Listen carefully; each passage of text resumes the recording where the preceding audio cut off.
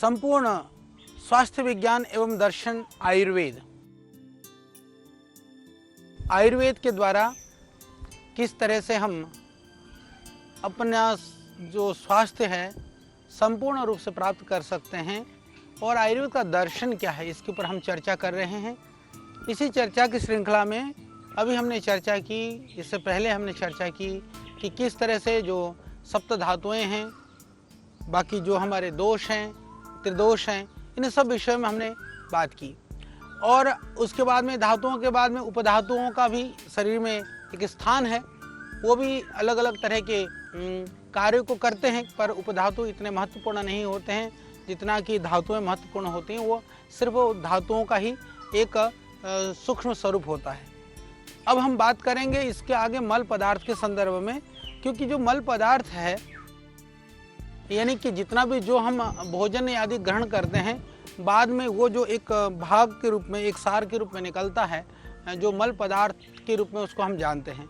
तो जब शरीर में पाचक अग्नि के द्वारा, यानी कि जो भी हम ग्रहण करते हैं, जो भी हम खाते हैं या पीते हैं, उसका जब शरीर में जाता है, जब हम मुंह के द्वारा जब अंदर लेते हैं, तब जो उसका पाचक अग्नि के द्वारा भोजन का जब पाचन होता है, तो उस समय पर जो भोजन का सार है, जो सार तो रस आदि धातुओं के निर्माण के लिए, रस रक्त आदि धातुओं के निर्माण के लिए जो सार है, उसको आयुर्वेद में प्रसाद भी कहते हैं, उसके द्वारा जो है उसका पोषण होने लगता है।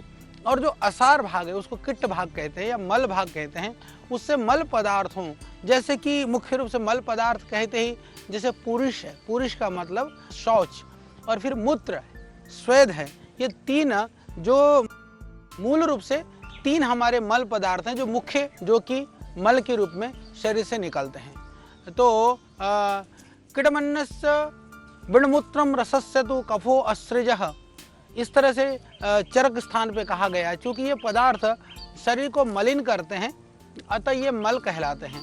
तो क्योंकि ये जब पाचों का रसन हो जाता है, रस होने के बाद में इसका निकलना बहुत जरूरी होता है, समझिए। इसीलिए शरीर को धारण करने के लिए अन्न की आवश्यकता है, पर उसके बाद जब रस रक्त आदि बनने के बाद में मल का निस्सारण होना भी उतना ही जरूरी है। यदि मल का सही निस्सारण नहीं हो तो बहुत सारी बीमारियां होने की संभावना है। उसकी वजह से बहुत सारे शरीर के अंदर विकार पैदा हो सकते हैं। वात आदि दोषों से दूषित होने के कारण इन्हें दूष्य भी कहा जाता है, यानी कि ये शरीर को दूषण भी करते हैं। तो शरीर के स्वास्थ्य के लिए इन मल पदार्थों का शरीर से बाहर निकलना बहुत ही आवश्यक है, क्योंकि आयुर्वेद में कहा है सर्वेषामेव रोगाणाम निदानम कुपिताः मलः, यानी कि शरीर में जितने भी जो विजातीय तत्व हैं, यदि वो बहुत अधिक बढ़ जाते हैं और कुपित यानी कि विकृत हो जाते हैं, तो इनसे विविध प्रकार के रोग उत्पन्न हो जाते हैं। तो इसीलिए जो विजातीय तत्व हैं शरीर के अंदर में, उन विजातीय तत्व को शरीर से समय पर बाहर निकालना बहुत जरूरी है। यानी वो यदि पदार्थ शरीर में समय से पहले निकल गए तो सार तत्व को भी लेकर के निकलते हैं, ये भी समझने की बात है।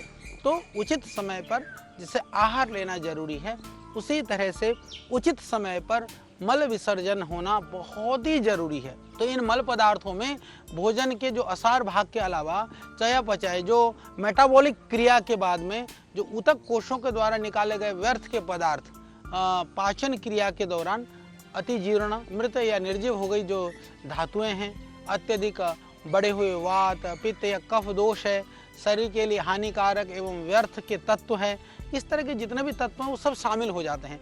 वैसे मल पदार्थों का यह स्वभाव ही है कि एक निश्चित मात्रा से अधिक होने पर स्वयं ही शरीर से बाहर निकलने के लिए विसर्जक अंगों, यानी कि जब मल का प्रेशर हो जाता है तो आपने देखा होगा जैसे मलाशय में, मूत्राशय में, वो अपने आप गति करने लगते हैं। तो यदि सीमित मात्रा के बाद में वो बाहर निकलने के लिए अपने आप प्रयास करते हैं। यानी शरीर का निर्माण भगवान ने इस तरह से किया हुआ है कि मल अंश का उतना ही शरीर पर स्थान रहता है जितना शरीर के लिए जरूरी होता है। यदि वो उसके अतिरिक्त यदि मात्रा हो तो समझिए कि कहीं ना कहीं शरीर में बीमारी के कोई ना कोई कारण वो बनेंगे ही बनेंगे। तो जो पुरुष है, यानी कि जो मल है, मूत्र है, पसीना है, या नाखून है, बाल है, दाढ़ी है, मूछें हैं, या जो शरीर के जो दूसरे छोटे छोटे बाल हैं, या दूसरे आप देखेंगे नाक से, कान से, आँख से, मुख से, यहाँ से भी तो मैल ही तो निकलता है, बलगम है, ये मल पदार्थ हैं। इनमें से पुरुष, मूत्र और स्वेद, ये क्योंकि 3 महत्वपूर्ण मल पदार्थ हैं जिनका संक्षिप्त वर्णन इस प्रकार से अभी हम उसकी वर्णन, क्योंकि महत्वपूर्ण जो मल पदार्थ हैं हम उनकी बातें करेंगे कि मूत्र, पुरुष और श्वेत के संदर्भ में ही अब बात करेंगे। जिसको पुरुष यानी जिसको स्टूल बोलते हैं, जो शौच है, तो पुरुष का जो निर्माण है, पुरुष का निर्माण भोजन के असार भाग के साथ साथ शरीर के जो ऊतकों हैं, जो टिश्यूज हैं, उनके द्वारा निकाले गए व्यर्थ के जो तत्व है, उनके जो मेल है, उनके जोड़ने से होता है। ये हमको जानना चाहिए। यही कारण है कि जिस व्यक्ति ने बहुत दिनों से कुछ खाया न हो, उसमें तथा गर्भ के अंदर बढ़ रहे शिशु जो कुछ भी नहीं खाता में भी पुरुष का निर्माण होता रहता है। अतः ऊतक कोशों को स्वस्थ रखने के लिए शरीर से इस पुरुष का बाहर निकलना बहुत आवश्यक है। इसको आप समझिए। यानी इसका ठीक तरह से विसर्जन न हो तो फिर क्या हो जाएगा, पेट के रोगों के साथ साथ में दूसरी भी बीमारी होना शुरू हो जाती है। जैसे कमर में दर्द होना शुरू हो जाएगा, या आमवात रूमेटाइज्म शुरू हो जाएगा, गृदरस्य जिसको साइटिका बोलते हैं, या पैरालिसिस है, पक्षाघात है, दमा है, ब्रोंकाइटिस वगैरह, इस तरह के रोग भी उत्पन्न होने शुरू हो जाते हैं। तो यही कारण है कि इन सभी रोगों की जो है चिकित्सा में, आयुर्वेद की चिकित्सा में रोगी को हम सबसे पहले पेट की बात पूछते हैं। जो अच्छा योग्य चिकित्सक होता है वो सबसे पहले ये पूछता है कि इस तरह के रोगियों को कि आपका पेट साफ रहता है क्या। और आप भी ध्यान रखिए, यदि आपका पेट साफ नहीं है तो समझिए कि कई कुछ भी बीमारियां आपको हो सकती हैं। यानी कि सारे रोगों का जो मूल स्थान है वह हमारा ये जो आमाशय है, हमारा जो पेट है, जहाँ पर मल का संचय होता है वह स्थान है। इसीलिए पेट को ठीक रखना बहुत ज़्यादा ज़रूरी है। ध्यान रहे कि कब्ज न रहे, ज़्यादा इस तरह के इंडाइजेशन ना हो, इसके लिए आपको बहुत ज़्यादा ध्यान रखने की आवश्यकता है। और इसके अलावा मल का यदि विसर्जन ठीक से नहीं होता है तो आंतों में अनेक प्रकार की कृमियाँ भी पनपनी शुरू हो जाती हैं। उनके लिए एक अनुकूल वातावरण हो जाता है। फिर ये कृमि शरीर को स्वयं ही हानि पहुँचाते हैं। और कई बार जो शरीर के लिए लाभकारी, क्योंकि हमारे पास दोनों तरह के बैक्टीरिया हैं इस शरीर के अंदर में, कुछ लाभकारी बैक्टीरिया भी हैं, तो वो बैक्टीरिया बहुत ज़रूरी है वो रस के पाचन के लिए, शरीर के सिस्टम को ठीक रखने के लिए। तो जो इस तरह के जो हानिकारक बैक्टीरिया बढ़ जाते हैं तो लाभकारी बैक्टीरिया को भी बढ़ने से रोकते हैं। तो इससे क्या होता है कि मनुष्य फिर उन जीवाणुओं से, उन बैक्टीरियाओं से होने वाले लाभ से वंचित रह जाता है और शरीर में मल का ठीक प्रकार से विसर्जन होना बहुत ज़रूरी है। न होना रोग का कारण है। आप कहेंगे फिर इस मल का काम क्या है? मल का भी कार्य हो सकता है क्या? बिल्कुल हो सकता है। इसको आप समझिए, मैं आपको समझाने का प्रयास करता हूँ।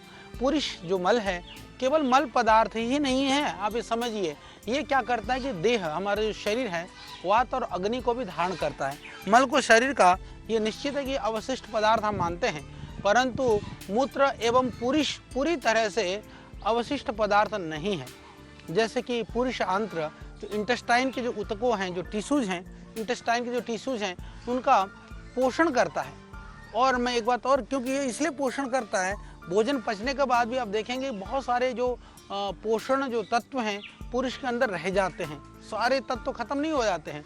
तो जो आंत के जो ऊतके हैं ना, जो अंदर के जो टिश्यूज हैं इंटेस्टाइन के, ये इन पोषक तत्वों का ग्रहण करते हैं तो ही जा कर के मल का निष्कासन होता है।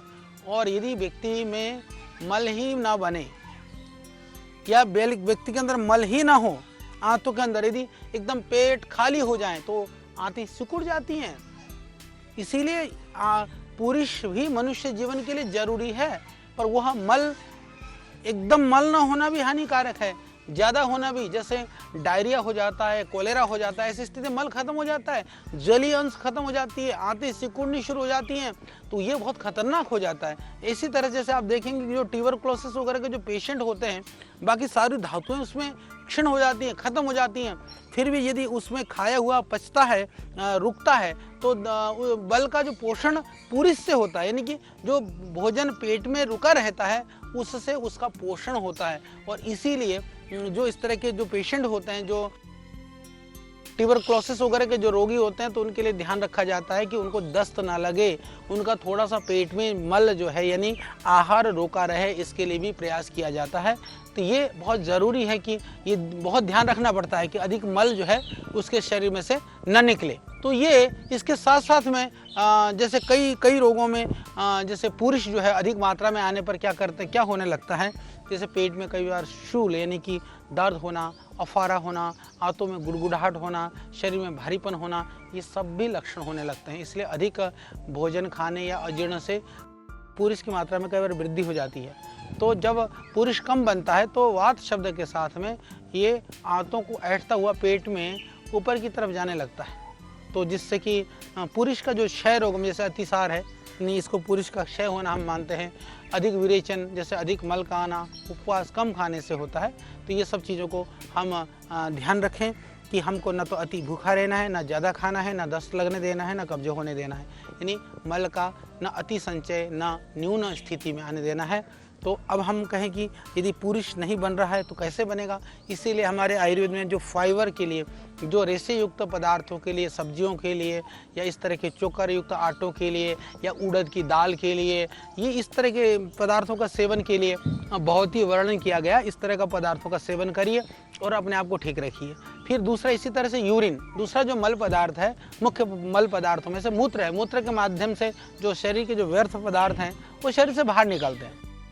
और जिस तरह से आहार के असार जो मल है भाग का तरल अंश है, ये एक तरह से ये शरीर की आवश्यकता से अधिक आर्द्रता गीलेपन को कम करता है। यानी कि हमारे शरीर में जितनी आर्द्रता की आवश्यकता है या बस्ती में मूत्राशय की जो आर्द्रता है, गीलापन है, या उसको जो है ना उसको गीला और थोड़ा सा भरा भरा रखता है।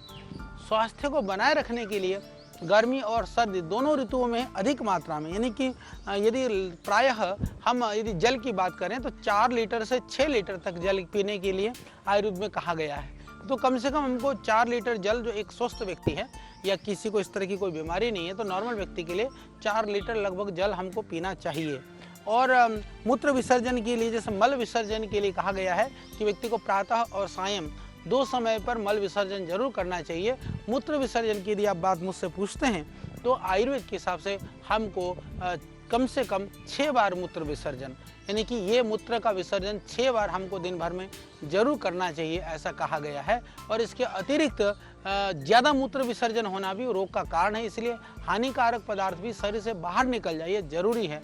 तो मूत्र शरीर में पाए जाने वाले जो द्रव पदार्थ हैं, जो बॉडी फ्लूइड्स हैं, में जलीय जो विद्युत जो अपघटकों जिनको बोलते हैं, जो वाटर जो इलेक्ट्रोलाइट्स जो होते हैं, उनके सामान्य घनत्व को बनाए रखने के लिए ये जो है ना उसको बना करके रखता है। इस मल की जो सामान्य क्रिया जो है वह आहार में द्रव्य पदार्थ की मात्रा, पानी पीने की मात्रा, वातावरण का तापमान और मनुष्य की शारीरिक और मानसिक अवस्था, इन सब पर निर्भर करता है। तो हम ध्यान रखें, आयुर्वेद के अनुसार मनुष्य का मूत्र एक स्वाभाविक विरेचक है, जो शरीर से जो विषैले तत्व होते हैं, जो विषैले पदार्थ होते हैं, उनको निकालता है। तो इसीलिए मूत्र, जैसे मैंने कहा कि वो बहुत ज़रूरी है। सही समय पर सही मात्रा में मूत्र का निस्सरण होना, पर ज़्यादा मूत्र आना भी एक रोग है। मूत्र की अधिकता होने पर कई बार पेड़ों में दर्द होना, भारीपन होना, बेचैनी होना और यूरिन में कई बार जलन होना, इस तरह की जो लक्षण होते हैं वो हानिकारक हैं। और जल पीने से भी कई बार जलन वगैरह हो जाए तो उसमें चिकित्सा की बहुत आवश्यकता होती है, तो ध्यान रखें। तो मूत्र की मात्रा में यदि कमी होती है तो कई बार बस्ती प्रदेश में जो है चुभन होने लगती है और कम पेशाब आना, रुक रुक करके मूत्र विसर्जन होना और यूरिन करते समय दर्द होना और यूरिन का कलर चेंज हो जाना, ये सब समझ लीजिए कि ये नॉर्मल नहीं है, ये कहीं ना कहीं कोई रोग के लक्षण हैं, या फिर बहुत ज़्यादा प्यास लगना या मुंह सूखना, इस तरह के लक्षण दिखाई देते हैं। तो हमको ध्यान रखना चाहिए। और इसको रोकने के लिए जैसे गन्ने का रस है, तरल पदार्थ हैं, मधुर फल हैं, रसीले फल हैं, या थोड़ा सा लवण युक्त जो रस है, इनका सेवन करना चाहिए। इससे क्या है कि मूत्र की जो मात्रा होती है उसमें वृद्धि होती है। तो ये जैसे मैंने आपको बताया मल और मूत्र किस तरह से महत्वपूर्ण है और कैसे हमको ध्यान रखना है। इसी तरह से अभी हम वार्ता करेंगे स्वेद के विषय में। स्वेद जो स्वेट है, जिसको पसीना हम लोग बोलते हैं, तो ये तीसरा महत्वपूर्ण पदार्थ है मल पदार्थ के रूप में शरीर में से निकलने वाले पदार्थों में। त्वचा को स्वस्थ रखने के लिए पसीना का बाहर निकलना बहुत ज़रूरी है। यानी जिसके शरीर में से पसीना नहीं निकलता है, यानी कि जो रोमकूप जो छिद्र है, यदि वो खुले नहीं रहते हैं तो वो बहुत ही हानि हो सकती है। इसके लिए ज़रूरी है कि इसके माध्यम से बहुत सारे व्यर्थ के जो पदार्थ हैं शरीर से बाहर निकाला जा सकता है। जो स्वेद है वो त्वचा को मुलायम रखता है, त्वचा की सौंदर्यता को बढ़ाता है, लचीलापन को बना करके रखता है। तो पसीने की सहायता से ही त्वचा शरीर के तापमान को, बॉडी के टेम्परेचर को मेंटेन करने में इसकी ये त्वचा है उसका बहुत महत्वपूर्ण भूमिका है। और सर्दी गर्मी दोनों ऋतुओं में जो शरीर का तापमान है एक सा बना रहता है। इन्हें मैं एक चीज़ बताना चाहता हूँ कि जिसके शरीर में से पसीना निकलता है, जो पसीना निकलने तक यदि कोई श्रम करता है, व्यायाम करता है, तो उसके शरीर में सर्दी गर्मी सहने की क्षमता भी बढ़ती है और बीमारी होने की संभावनाएं भी कम रहती हैं। इसलिए श्रम या व्यायाम करने के लिए हमारे यहाँ बहुत उसके लिए बहुत महत्ता दी गई है। उसको बहुत ही बोला गया है कि हमको शारीरिक श्रम करना चाहिए, व्यायाम करना चाहिए, दिनचर्या हमारी ठीक होनी चाहिए। तो ये ध्यान रखें।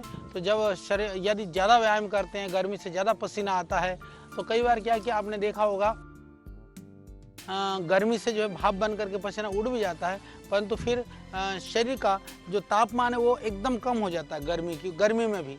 और सर्दी में भी आपने देखा होगा पसीना कम होता है तो भी शरीर का तापमान कम नहीं होता है। यानी कि बॉडी के टेम्परेचर को बनाने के लिए पसीना बहुत ज़रूरी है। तो जो स्वेद का जो श्रवण है जो है हर मौसम में होता है, परंतु ये ज़रूरी है कि जहाँ पर नमी वाली जगह है या जहाँ पर सर्दी का मौसम है वहाँ पर भी हमको थोड़ा इस तरह के व्यायाम और एक्सरसाइज करनी चाहिए, जिससे कि थोड़ा सा शरीर में पसीना आए। पर इसी के विपरीत यदि कभी बहुत ज़्यादा पसीना आता है या अनावश्यक पसीना आता है, किसी बीमारी से पसीना आता है, तो आवश्यकता से अधिक मात्रा में जो पसीना आने पर त्वचा में दुर्गंध, खुजली और इस तरह के जो है लक्षण दिखाई देते हैं कई बार लोगों को। और किसी किसी को तो हथेली में भी पसीना, तलों में भी पसीना, और थोड़े बात कर रहे हैं तो पसीना। तो समझिए कि ज़्यादा पसीना आ रहा है तो यानी आपको कोई ना कोई रोग और बीमारी होने को है। यदि आपका डाइजेशन सिस्टम ठीक नहीं है, लीवर जो है गड़बड़ है, ज़्यादा आपको मोटापा बढ़ा हुआ है, तो भी ज़्यादा पसीना आता है, तो उस पसीने से बचिए। और पसीने का एक उपाय, बाकी तो औषधि के प्रकरण में हम बात करेंगे, अभी मैं बता देता हूँ बहुत सरल उपाय। जिनको ज़्यादा पसीना आता है वो लोग आंवले का पाउडर करें, 1-1 चम्मच सुबह शाम आंवले का पाउडर ले लें, उससे बहुत लाभ होगा। और जो है पसीना आने की जो ज़्यादा आने की जो प्रकृति है या दुर्गंध वाले पसीना आता है तो उसमें इससे पूरा आपको लाभ मिलेगा। और कम मात्रा में पसीना आने से रोमकूपों में रुकावट हो जाती है, त्वचा में रूखापन होता है, त्वचा फटने लगती हैं, स्पर्श जो ज्ञान है जो वो जो है वो कम होने लगता है, ये लक्षण दिखाई देने लगते हैं। तो उसके लिए क्या करें, हम थोड़ा मालिश करें, व्यायाम करें, वायु से रहित, ज़्यादा जहाँ वायु ना हो वहाँ पर थोड़ा सा रहना शुरू कर दें। स्वेदन और जो उष्ण द्रव्यों की सेक, आयुर्वेद में जो स्वेदन क्रिया है उसको करें, सिकाई करें, स्टीम लें, और मधु और स्वेदित द्रव्य जैसे शहद, जल, नींबू डालें, गर्म पानी डाल करके उसको प्रतिदिन पिएं।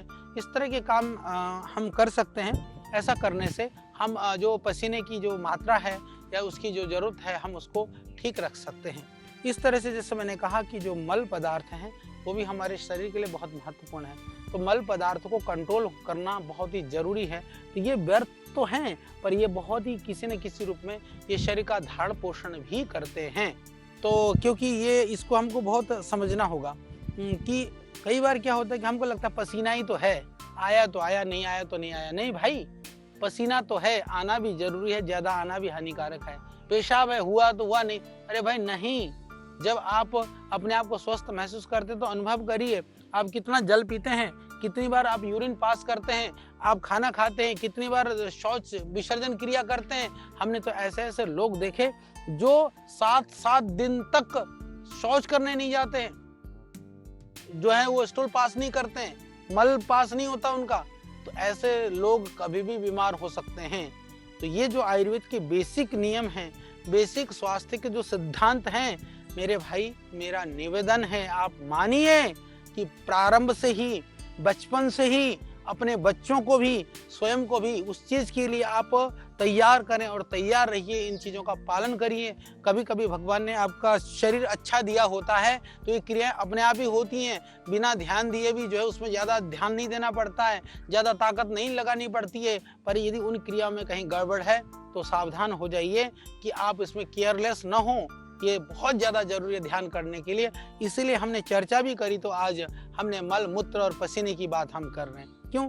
क्योंकि है तो आपका ही शरीर का पार्ट ना, तो ये निकला हुआ हम इसको मल मान लें, पर मल भी तो सही समय पर निकलना जरूरी है ना, इसलिए हमने इसकी बात की।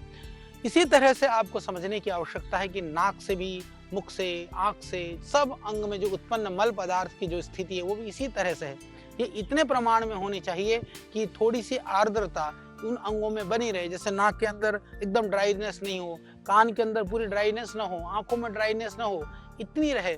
परंतु जब इनकी मात्रा भी ज़्यादा ना हो, मात्रा हो जाता है तो ज़्यादा स्राव होने लगता है और उस अंग में फिर भारीपन आने लगता है। फिर आपने देखा होगा आंखों में भी कई बार एकदम सूजन होनी शुरू हो जाती है, सर्दी जुकाम होने शुरू हो जाता है, वो भी ना हो। तो इसके लिए ज़रूरी है कि इसके मात्रा के जो अंगों में सूखापन भी ना रहे, या फिर जब इनके विपरीत ये मात्रा कम हो जाते हैं, यानी ज़्यादा होने से भी बीमारी हो जाती है इन मलों की, कम होने से भी जैसे उसमें दर्द होने लगता है, खालीपन लगने लगता है, एकदम हल्का हल्का सा अजीब अजीब सा लगने लगता है।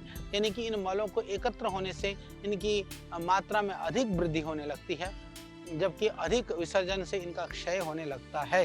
तो यद्यपि इन मलों की अति वृद्धि या क्षय होना दोनों ही, फिर मैं इस बात को कह रहा हूँ, मलों का बढ़ना या कम होना दोनों ही हानिकारक हैं।